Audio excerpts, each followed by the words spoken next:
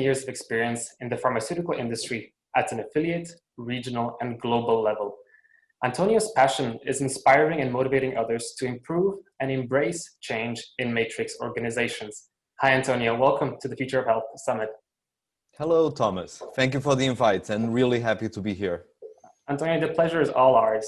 And the topic of today's conversation is the future of life science data. So let's get into it.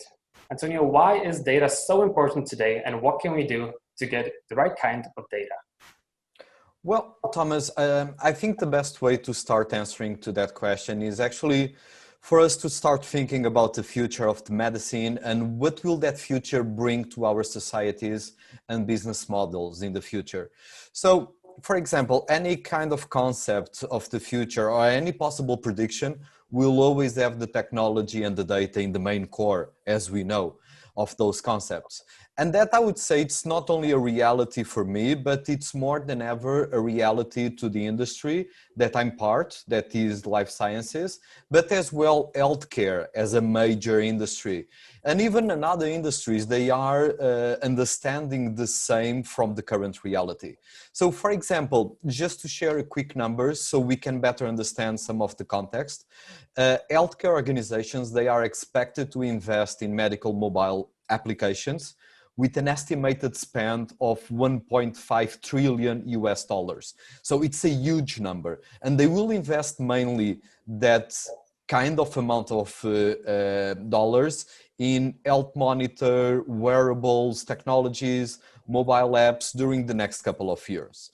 Another number to help us to better understand the current scenarios, it's mainly 1.9 billion US dollars in capital was raised for the companies that want to use predictive analytics by 2020.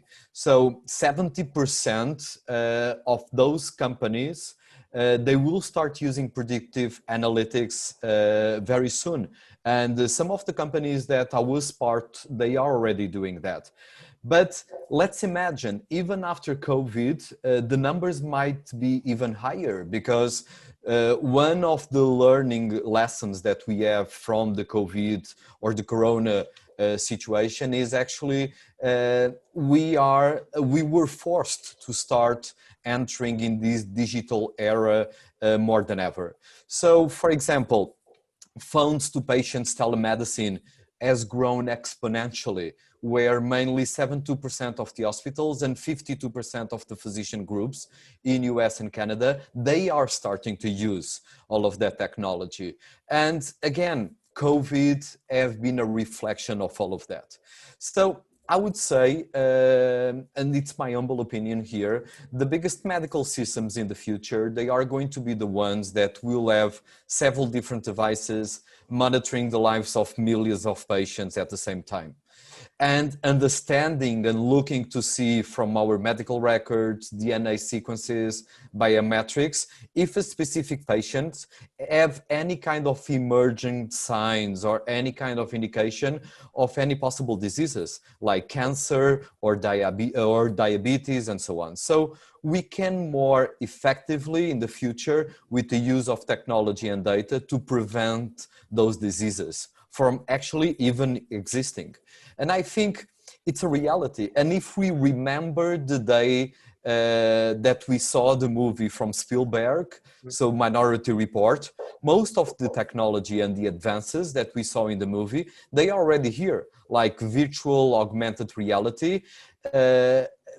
It's already a reality in our days. So our capacity to predict what is going to be future events, human behaviors, we are probably still in a very basic way, trying to discover all of that new technology, all of those new data science models, but we are starting to play more than ever on that arena. So big data, artificial intelligence, they are going to impact the practice of medicine in a way that we still don't understand, or we still don't fully grasp the sense of it. And it's going to transform not only the way that we conduct businesses, and is going to impact as well companies, and it's going to give another kind of ability to the physicians, patients, payers, healthcare organizations to bring personalization care, to bring precision medicine, and basically will allow us to have different engagement models with even our customers. For example, on market access space, we are seeing the digital playing a very decisive role in terms of how we submit specific information, specific data to our key stakeholders. And again, the COVID crisis, it's accelerating that change. And mainly the way that we interact with our stakeholders, with our key opinion leaders, with our healthcare professionals, they are changing. And data, digital technology, they play a decisive role on that. You're absolutely right. Thank you for that. And we're living in an age where the vast amount of data is constantly growing. And collecting data is one thing, but how do we make sense of this data, and how can we be more efficient in making sense of this data and using it? Yeah, so I would say, Thomas, the new right now model, or almost like the model where the time to go to market, it's more critical than ever. So, for example, we have competitors, we have another companies playing on the same space as we are, or in different industries. They are more than ever, they are quick, they are efficient. And our business models, they are more than ever data driven, and they are more than ever as well digital, and as well applying data science to better understand our targeting approach. And for example, technology played in integrated analytics have a real capacity to engage on a digital way with our stakeholders. Now, thinking about the rising healthcare costs, driven mainly by the increase of the chronic diseases, that is a reality. It's where we are right now, where we have aging populations, where, for example, in my country, Portugal, it's one of those examples. And where I'm living right now in Switzerland, the same is happening. So more than ever, we have this critical situation that is aging populations and the increase of the chronic diseases. And the costs with healthcare, they are strongly impacting the way that our hospitals, clinics, they can operate. Now, the healthcare systems in the world, they are facing those serious challenges of delivering accessible, effective, high quality care.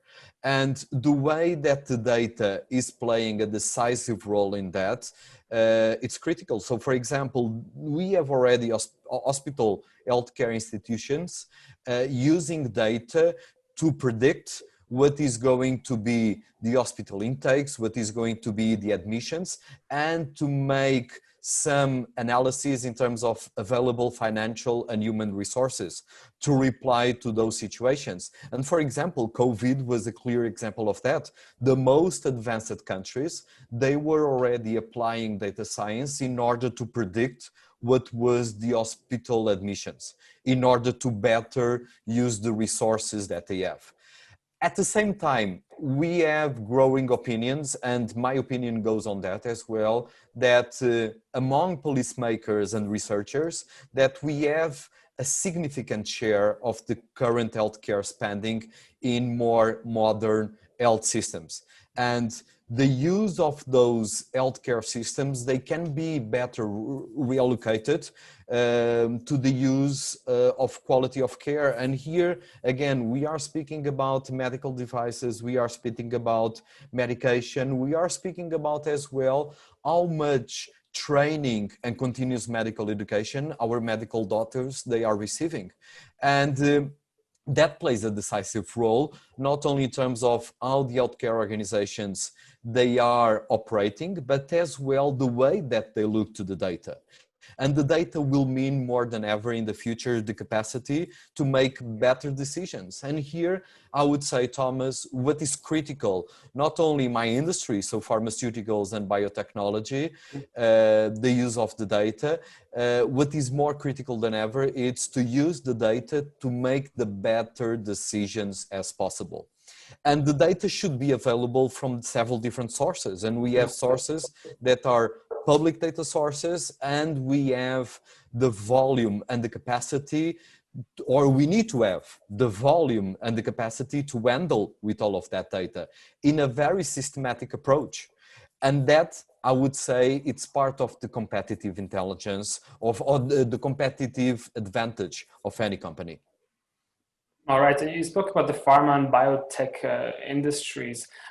Would you perhaps share how APIs, perhaps, well, what are they and how they can help the pharma and biotech industries? So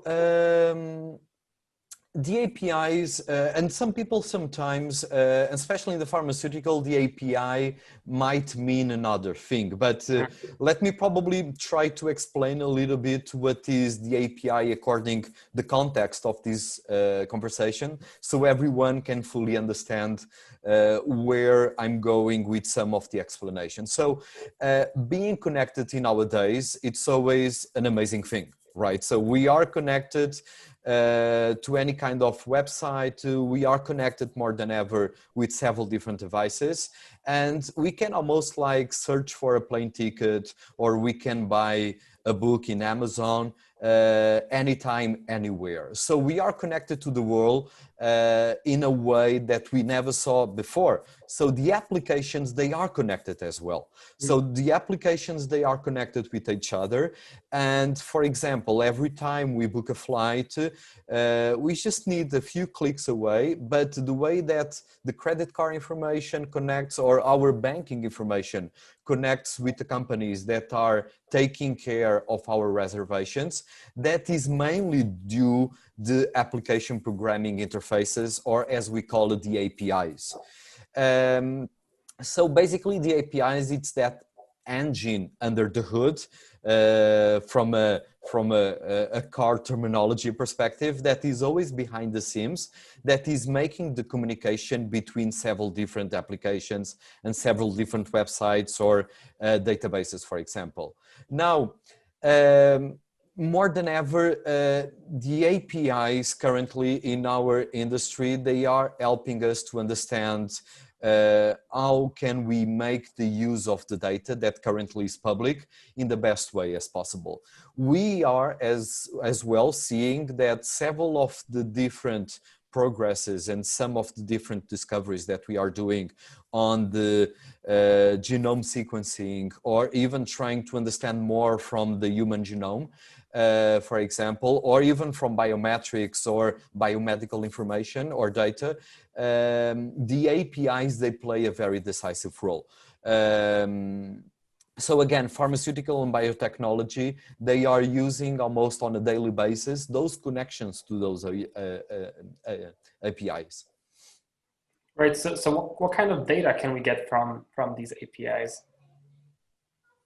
So we can get all kinds of data from those APIs to sometimes to facilitate market research or even competitive intelligence analysis, for example, the way that we understand the prescriptions of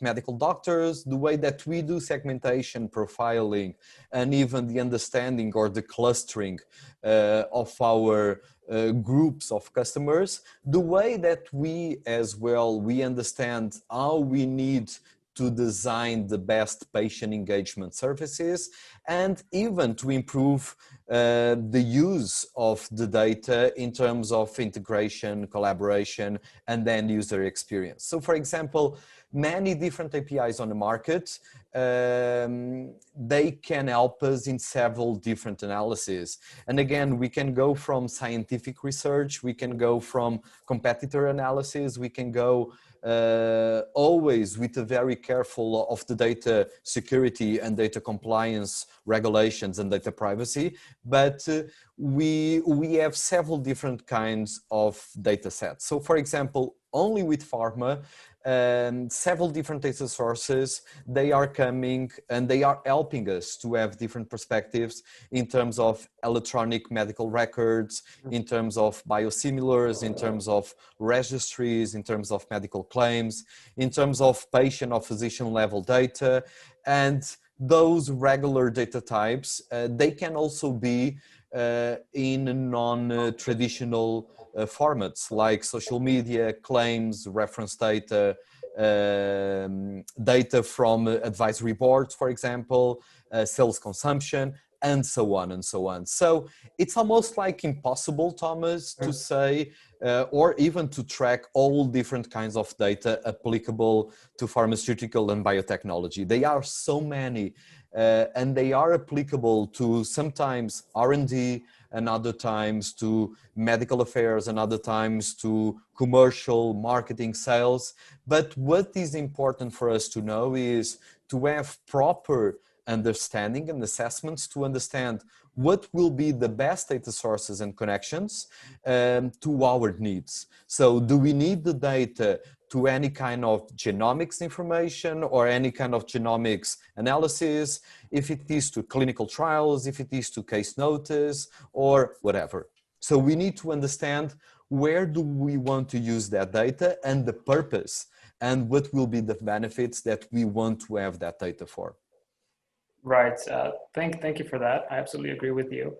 Data has been a big topic in this pandemic, of course, and this has come with tracking people and things like that. What can we learn from this pandemic in regards to data?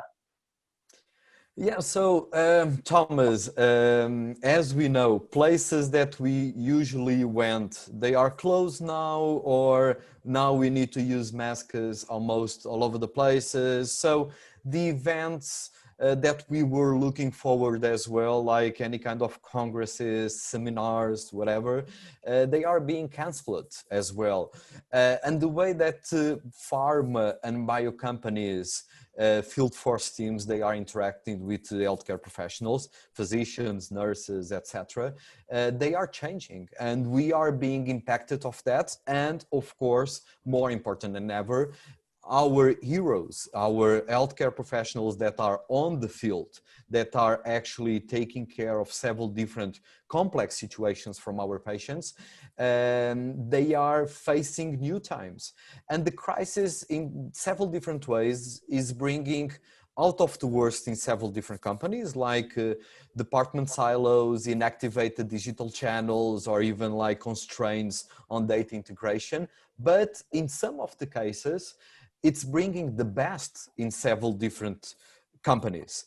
And we are seeing that almost on a daily basis. And the most successful life sciences companies are the ones that they are most easy adapted and flexible, and even being able to motivate the people working in those companies, motivating the field force teams that can include the reps, the MSLs, the key account managers, service agents, and so on and so on. Now, as more information and knowledge shifts and goes more than ever to the physicians from the patients, the companies, they will need to dedicate more time and more resources and having the right skills to customer listening and to do an effective and a very concrete sensitive targeting profiling to reflect more than ever what are going to be the long-term relationships and what in some way are going to be those relationships and those engagement relationships in a new digital age, where we are going to have probably new channels, we are going to have new tools to engage with the physicians. And the way that we do currently brand planning, marketing, and interacting with our customers, they cannot be the same as we were doing 5 years ago. So they are changing, and very quickly. So more than ever, and wrapping up already my answer, it's more than ever important to have efficient capacity to broken down silos, to link marketing, sales strategies to the business, and create a very nimble functional teams that can work together and always have 3 keywords in their minds. That is a very sensitive and a very effective engagement, and always respecting who is on the other side, having always the patient on the center of everything that we do, and always to have a very clear mindset of data, action, and the ability to understand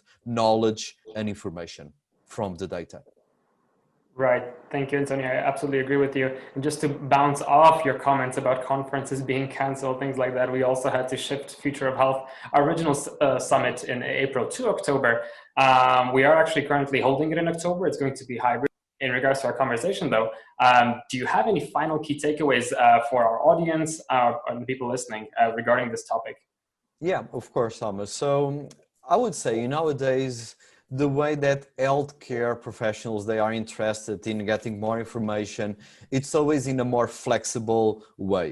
And even on our side, from a pharmaceutical industry perspective, the way that we consume, the way that we digest information and data needs to be effective, needs to be simple. So for example, 10 years ago, we were used to see very traditional data warehouses or data lakes or structures of understanding the data.